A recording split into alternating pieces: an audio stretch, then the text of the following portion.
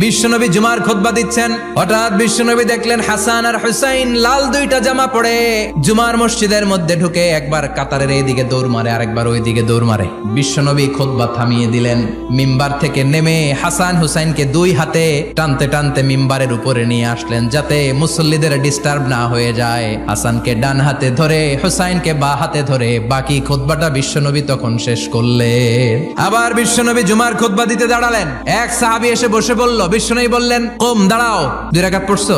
সাহাবী কয় না, পড়ি নাই। বিশ্বনবী বললেন, 2 রাকাত পড়ো। খুতবার নিরবিচ্ছিন্নতাকে ভঙ্গ করে বিশ্বনবী তাকে দাঁড়াতে বললেন, 2 রাকাত নামাজ পড়তে বললেন। তার মানে খতিব সাহেব মন গড়া শুধু খুতবা দিয়ে যায় না, ডানে বায়ে কোথায় কি হচ্ছে সবকিছু নজরে রেখে, কন্ট্রোলে রেখে সামাজিক সব সমস্যার কথাগুলো তুলে ধরে অসামাজিক কার্যকলাপের বিরুদ্ধে হুঙ্কার দিয়ে জুমার প্ল্যাটফর্মটাকে শক্তিশালী করাই হচ্ছে একজনের খতিবের দায়িত্ব। চিল্লা এখন ঠিক কিনা? এ কাজই করেছেন বিশ্বনবী 500টা খুতবায়।